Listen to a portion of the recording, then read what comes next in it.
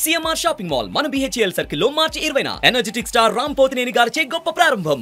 మల్కాజ్గిరిలో political game మారిపోతుంది. Malkajgiri Congress ticket ఎవరికి అనేది ఇప్పుడు పెద్ద సస్పెన్స్ గా మారింది.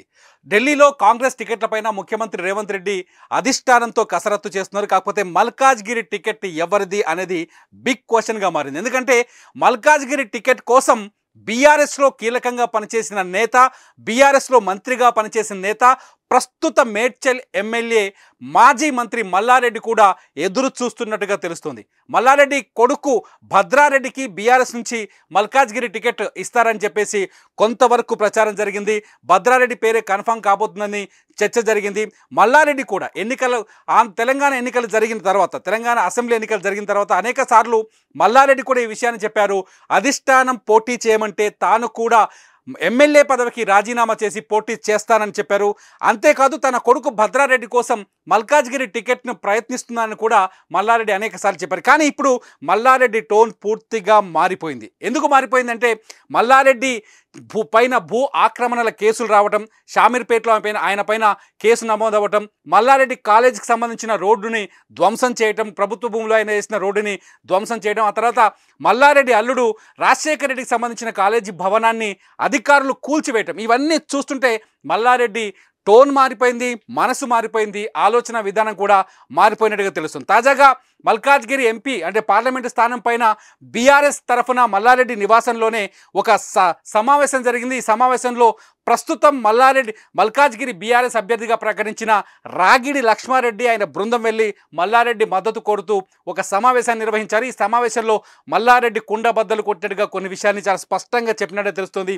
తాను మల్కాజ్గిరి నుంచి ఇక ఎన్నికల బరిలోకి అంటే బీఆర్ఎస్ తరఫున ఎటువంటి కార్యక్రమాలకి ముందుకు రాను అనే ఆలోచన విధానాన్ని వ్యక్తం చేసినట్టుగా తెలుస్తుంది. ఇదంతా చూస్తుంటే ముఖ్యమంత్రి రేవంత్ రెడ్డి ఎవరైతే ఇప్పటివరకు మల్కాజ్గిరి పార్లమెంటు స్థానానికి ఎంపీగా ఉన్నారో, ప్రస్తుతం తెలంగాణ ముఖ్యమంత్రిగా ఉన్నారో, రేవంత్ రెడ్డికి మల్లారెడ్డికి మధ్య కొంతకాలంగా జరుగుతున్న వారి నేపథ్యంలో మల్లారెడ్డి పూర్తిగా లొంగిపోయారా అనే విధంగా ఆయన వ్యాఖ్యలు కనిపించాయి. ఎందుకంటే తాను పార్ట్ టైం పొలిటీషియన్ అని, తాను రాజకీయాల్లోకి కేవలం తన వ్యాపార లావాదేవీల అంశాలపైన సమస్యలుంటే పరిష్కరించుకోవడం కోసం మాత్రమే వచ్చానని, తనకు ఇప్పుడు అధికారంలో ఉన్న పార్టీలతోనే పనుంటుందనే యాంగిల్లో మల్లారెడ్డి మాట్లాడడానికి తెలిసింది. అంతా చూస్తుంటే కాంగ్రెస్ అభ్యర్థి ఎవరవుతారు మల్కాజ్గిరికి అనేది ఇప్పుడు పెద్ద క్వశ్చన్గా మారింది. అంటే మల్లారెడ్డి త్వరలోనే కాంగ్రెస్ పార్టీలో చేరతారు అని ఆయన అనుచరులు కూడా ఫిక్స్ అయినట్టుగా తెలుస్తుంది. రేవంత్ రెడ్డికి లొంగిపోవడం తప్ప మరో ఆప్షన్ లేదు అని మల్లారెడ్డి ఆలోచనకు వచ్చినట్టుగా తెలుస్తుంది. ఈ నేపథ్యంలోనే ఆయన బెంగళూరు వెళ్ళి కర్ణాటక ఉప ముఖ్యమంత్రి డీకే శివకుమార్ని కలిసి ఇదే విషయాన్ని చెప్పినట్టుగా తెలుస్తోంది.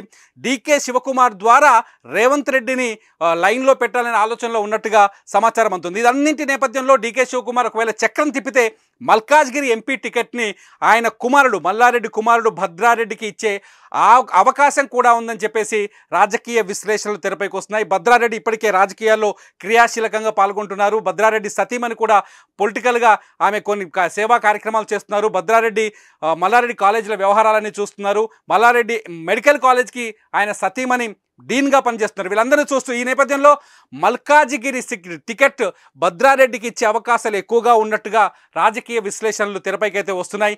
భద్రారెడ్డికి కాంగ్రెస్ టికెట్ ఇస్తే ఇప్పటికే బీఆర్ఎస్ నుంచి భద్రారెడ్డి పోటీ చేయనని చెప్పారు. ఆల్రెడీ బీఆర్ఎస్ నుంచి రాగిడి లక్ష్మారెడ్డి పేరుని ఫైనల్ చేశారు. ఇటు బీజేపీ నుంచి ఈటల రాజేందర్ పేరు ఫైనల్ అయిపోయింది. ఇప్పటికే బీజేపీ అభ్యర్థులు ఖరారు అయ్యారు. అయితే కాంగ్రెస్ అభ్యర్థి ఎవరు అనే ప్రశ్న ఇప్పటికీ క్వశ్చన్గానే ఉంది. అయితే కాంగ్రెస్ నుంచి అనేక మంది మల్కాజ్గిరి సీటు పైన ఖర్చీఫ్లు వేసుకొని ఉన్నారు.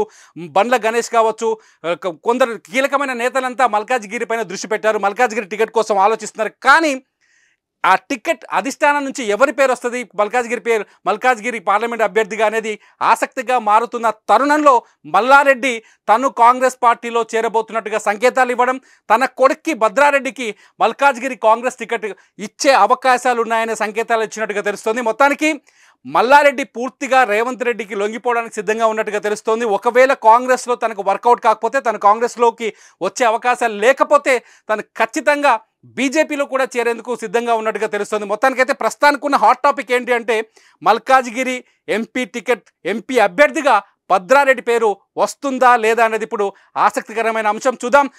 ఇవాళ రేపో కాంగ్రెస్ అభ్యర్థుల పేర్లు తెరపైకి బయటకు రానున్నాయి. అధిష్టానం ప్రకటించనుంది. మల్కాజ్గిరి ఎవరికి ఇస్తారో చూద్దాం.